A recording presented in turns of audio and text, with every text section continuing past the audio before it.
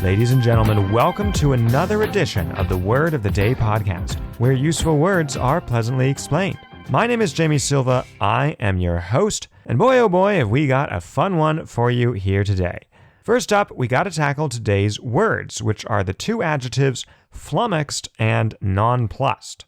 Flummoxed, I always thought, was just a fancy word for confused, and it sort of is. But Merriam-Webster takes it further, suggesting that it means like super confused. Quote, completely unable to understand, utterly confused or perplexed, unquote. Okay, so this is like deer in the headlights territory, much stronger than I was thinking.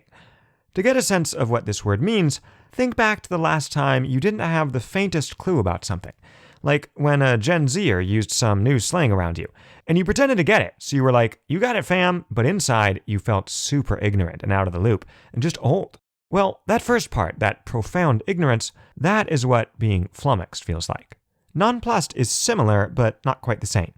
Google puts this as, quote, unsure about what to say, think, or do, perplexed, unquote. This shares the word perplexed with the definition of flummoxed, and both words reflect some confusion, but nonplussed suggests that you're processing what's happening just fine, you're just not sure of how to react or respond to it. Or potentially not sure what to think about it, which would be the closest sense to simply being confused. But overall, nonplussed seems to permit a lot more understanding of the situation than does flummoxed. In terms of usage, I think nonplussed is perfect for situations where something awkward has happened or been said. Because I think one simple way to understand awkwardness, or what makes a situation or comment awkward, is that there's no well-known conversational script for it. Like, if you say to a random coworker, hey, how you doing? The conventional thing is to reply like, oh, hanging in there, how about you? Or whatever, something like that. But if instead the person replies, who cares? Or perhaps, great, it's my birthday today, actually.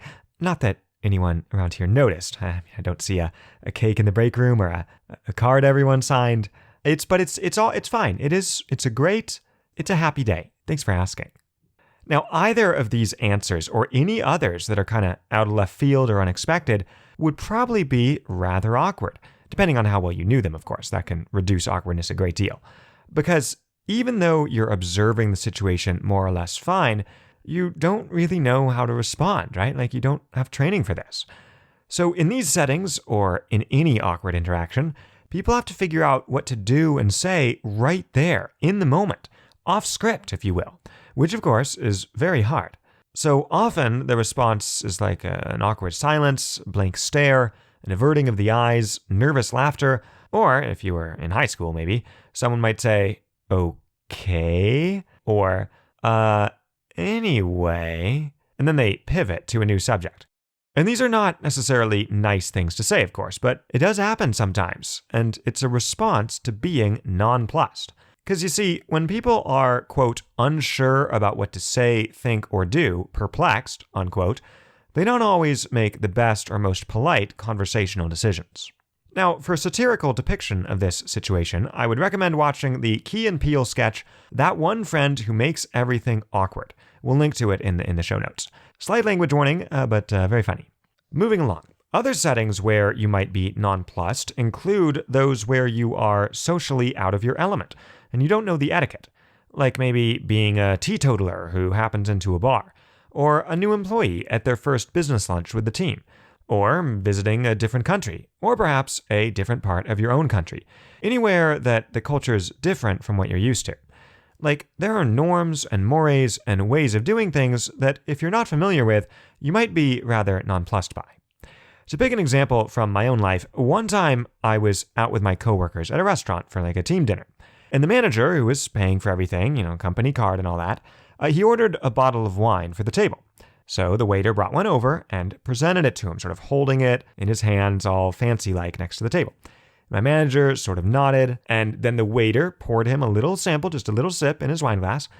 And my manager, he swirls it around, he sips it, it's all very solemn, it's kind of quiet. And then he nods again at the waiter, who, by the way, had just been standing there holding the bottle, displaying it this whole time, really, living up to his name as a waiter. And only then, following my manager's approval, did the waiter proceed to offer the wine to the rest of us at the table. Now, I had never seen this ritual before. I had no idea what was happening. And if I'd been the one purchasing the bottle and the waiter had done that whole thing with pouring me a little glass and then standing there holding it, I would have been completely nonplussed with no clue what to do. Do I drink it? Save it for when my food comes? Do I share it with others? Who knows?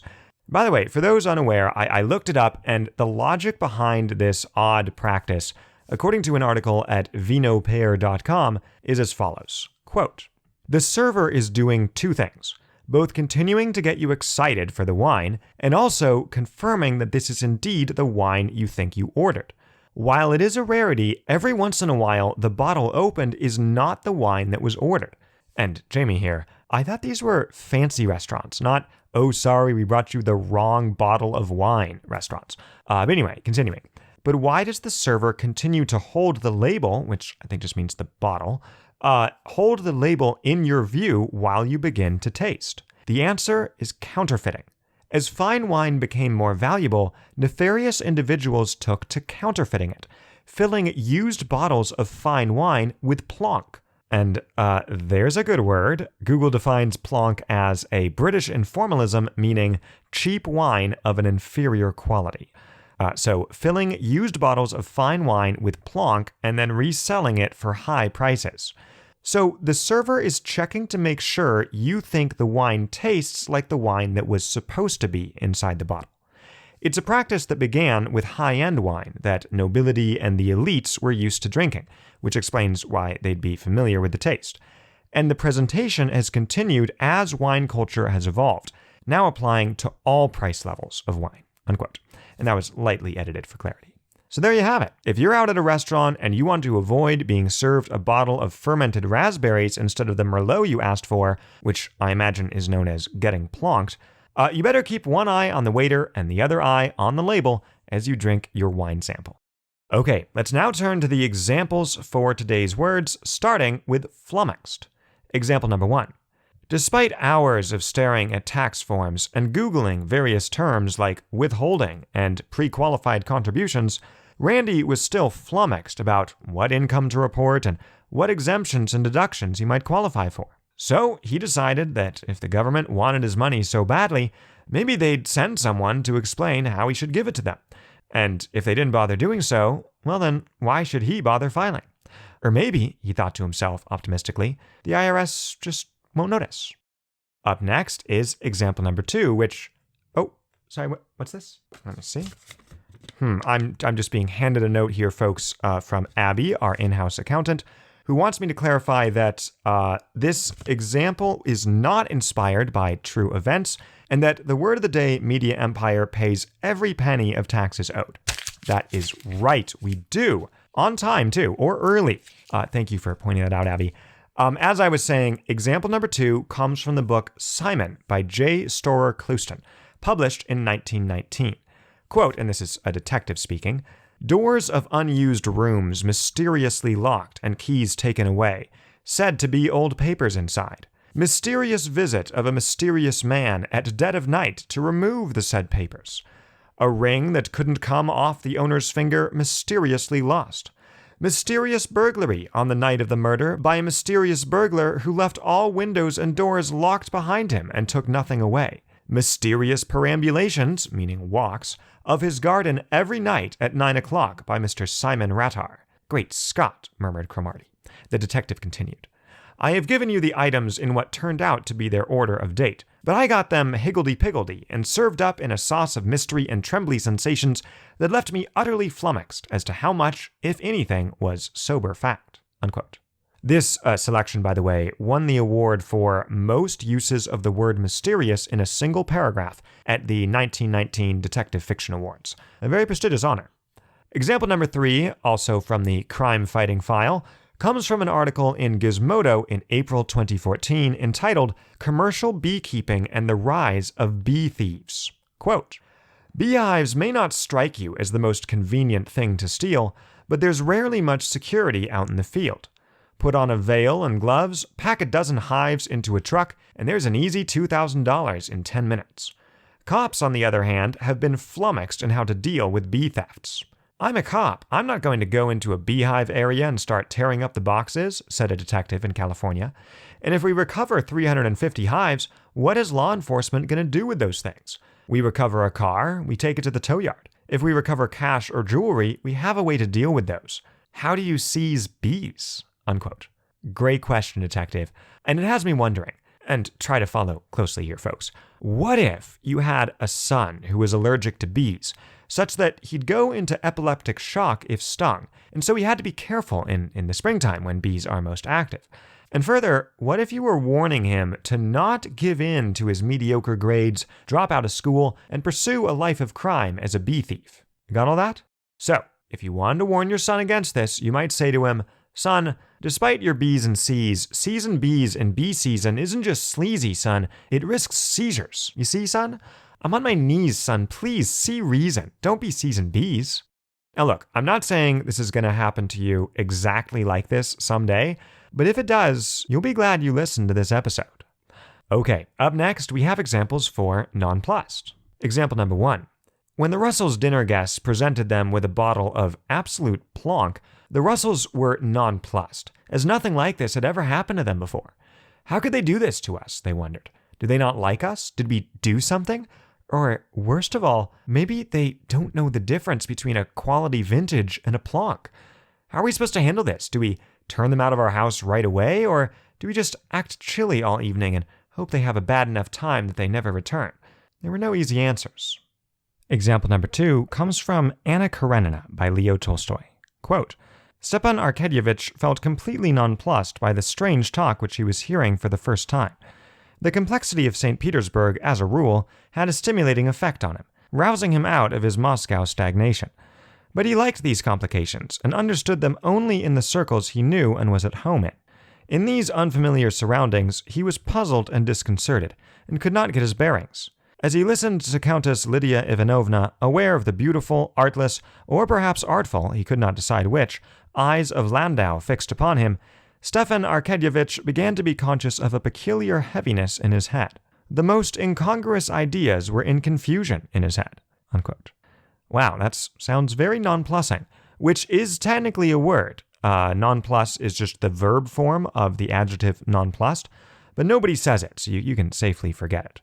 And no, there's definitely no such thing as being plussed in the sense of knowing precisely what's going on and what you should do. Some words that look like they should have an opposite just don't. These, by the way, are called unpaired words. Examples include disheveled, incorrigible, and nonchalant. Sadly, you cannot describe someone as sheveled, corrigible, or chalant. Well, actually, I take that back. You theoretically could, and people would probably know what you meant and think it was fun and clever. But these words certainly aren't in the dictionary. Okay, that'll do it for the examples, but that will not do it for today's show. See, I picked the words for today's show as sort of a setup and lead-in for the following segment, which I recorded separately a while back. As you'll hear, in the word game, or really more of a conversation game, known as Pretend Expert, the one rule is that you must not and cannot appear to be either flummoxed or nonplussed, because that's not how an expert would act. Instead, you always got to pretend to know everything, all the answers about the assigned topic. And no matter what you say, once again, you've got to sound like an expert. And I think I explain it a bit further in the clip to follow, so here we go. It's now time for another edition of Word Games. These are just simple games that you can play with the whole family or friends, or just by yourself if you want to crush your family and friends once you actually play together. So we've done a couple of these already, and I'll be playing a couple more with a new guest on the show, or at least a new guest for this off-the-cuff, unscripted style. Kaylin, thanks so much for being here.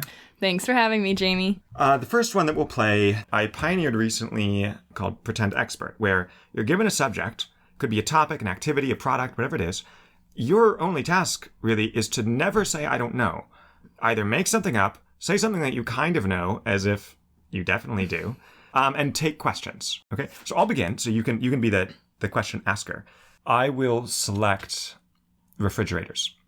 So many people find that when they are storing their food, if they just put it all in the pantry, especially the vegetables and meats and fruits and things, those don't last very long. And they might ask, what can I do about this to make sure that my larder isn't full of expired foods? Well, the answer is refrigerators. These are very handy for extending the life of your food. I encourage everyone to have one. The bonus points if there's a freezer attached. I'm now open to any questions you might have about refrigerators, really anything at all. Why can't we just use salt? Salt is one option, especially if you have barrels and you're dealing with a lot of goods like sardines or pork, and you're embarking on a long ocean voyage. If that's the scenario, absolutely. Refrigerators tend not to be very portable, whereas barrels, you can just roll them, right? So pretty basic. But if it's for your own house, I do think that refrigerators are probably going to be the better way to go. Good question. Why should I bring a bulky item into my house? How big is your house, for one thing? I mean, I would expect, unless it's a very small one, and actually we have options for that. There's something I'm proud to introduce called the mini fridge. This is basically a fridge, but smaller. Still keeps all your food just as cold. How do I argue against refrigerators? Your task is not to argue that they're bad. Oh. You just ask questions about them. You're someone who might be interested, but maybe has some, whatever it is. Or you could be like the history of literally anything having to do with refrigerators. Okay. Yeah. When was the refrigerator invented? Initially in 1931 by a man named Edwin Jackson III out of Boston, Massachusetts. Originally an ice harvester, sort of like, wasn't that the main trade in the movie Frozen? Like that, like you go to the pond, you get ice. He came up with, it's a complicated scientific process. I'm not going to explain it to you all here. But yes, the technology developed from there and became widely available more so in the 50s. Really an interesting history. We have a museum attached to our factory if you want to learn more. How does one build a refrigerator? It takes a lot of aluminum these days. That's the primary ingredient. And also some, I believe... So I take points off there because I can't say I believe, such that it has to be just straight declarative statements. Okay. A lot of chemicals as well, just to make sure the food stays cold. How much electricity is this going to take? At least 10 gigawatts a day. So this is substantial. But the new energy-saving versions are getting more efficient, and we're proud to feature those as well. We can call no it further questions, Your Honor. Oof. Isn't that hard? It is. I'm not excited for this one. But we could try. So, I'll assign you a topic. Okay. So your topic will be lawn care. Lawn care. Lawn care. So people who want to have a lawn, they want to make sure it's well tended. You're here to provide people useful information about lawns. Okay. Take care of them. So as usual, you'll start with like 20-ish seconds of comments on it. Okay. Then I'll open it up to questions. All right, I'm here to discuss tending to your lawns. And I believe that most people want grass and healthy grass, and we recommend that certain seeds to plant certain grass, and then when it gets too long, then you mow it, so you're going to need a lawnmower, and then you're going to have to weed it once in a while, so you want some materials to weed out the weeds. Great. Now, you said at the end there you're going to want some materials to weed out the weeds. What sort of materials are we talking? I'm curious. Well, you're going to need the weed whacker, and that's going to dig them up from the roots and try to make sure that they never come back again. And then you also might want a shovel and some gloves in case that thing dies on you, and you're going to have to do it yourself. Definitely. Now, all this sounds very expensive. My budget for a new lawn is probably $1,000 max. Is that going to get me a good lawn? Or no, you're going to have to invest at least like $20,000 in your lawn.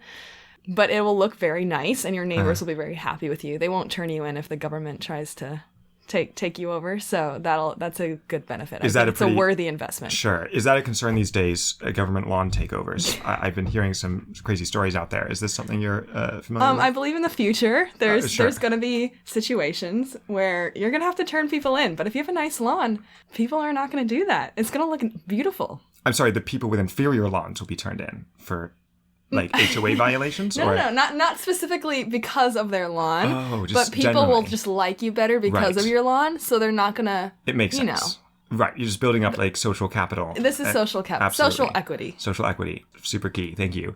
Another question that I have for you is sports on a lawn. So, if I was to let all of my children play on the lawn, I'm concerned that it would get pretty destroyed, pretty quickly. That is a genuine concern. Is there anything I can do? Maybe type of like grass or whatever it is. I just want to have an amazing lawn all the time, but also a place for kids to frolic? You're gonna need 2 lawns for that. You're gonna need your front lawn that people see, and then you're gonna need a back lawn that is just gonna be trashed because you have kids and pets. For sure. So you don't even want to bother investing in that lawn. You just want a dirt pile, actually.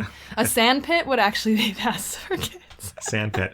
Great. Now, switching gears here, and thank you, it's all great information so far. Can you share a bit about your own credentials? I mean, I do trust you as a lawn expert here, but is there anything, I don't know, if you've worked on a golf course or maybe in some sort of nursery? So share a bit about your background. I have 0 credentials, but I know that this is going to be the future. So you should just listen to me because I have a sense of authority. Then lawns specifically are the future. Is what Yes. Lawns are the future. Wonderful. Well, thank you so much, Kaylin. So informative. You did well. That was kind of fun, actually. Yeah. Oh my god. It's things that like you have a small amount of knowledge on. Right. Like the things you were saying weren't like totally. like crying. Okay. Good job. That was really good. Okay, so now we're going to do a game. You need a moment? I'll have to get you one of the word of the day handkerchiefs that we usually... Oh my gosh. Hold on. Okay. I know. And then, a couple minutes later... Okay, so, new game. Are we ready? Are we composed? Are we good to go? Yes. Fantastic. I do kind of want to try the pretend expert again. You do? Give me Okay. something. Your prompt... No, you probably actually would know too much about that. I was going to say backpacking, but... No, actually, Okay, I great. don't. Your topic is backpacking. Okay. So you'll be encouraging people to go backpacking, of course, and Okay. just answering any questions that they have. Okay. Ready, go. All right. Well, I think everyone should get out and go backpacking because it is an adventure that you will never forget. It teaches you survival skills, and it just lets you know that you can survive without some basic comforts for a few days. Great. Yeah. Time for questions? Yeah. Wonderful. So speaking of comforts that you'll leave behind, let's talk about what you would bring with you. So name a few things that you would consider essential enough. Well, for backpacking, you'd want a backpack. Naturally. Yes, some people don't realize that, and they just go out there. Or maybe they try to hold their things in their arms. They try, And- they have a box, and they just carry it, and it's just not the best way to do inefficient. things. Yeah, Very inefficient. I totally get that. Now that you explain it, it makes sense to me, but I don't know that I would have thought of that before. And, okay, inside the backpack, you're going to need a few things. You don't want to be carrying anything, right? Except for a walking stick. This is to help you walk, Sure. and especially as an extra leg in case one of yours Like fails. as a peg leg sort of thing. So you'd like saw off your walking stick and strap it on. Again, You we're talking could. survival here. So We are talking survival, Sure. but it's a third leg just in sure. case something happens to one of them. You can lean on it.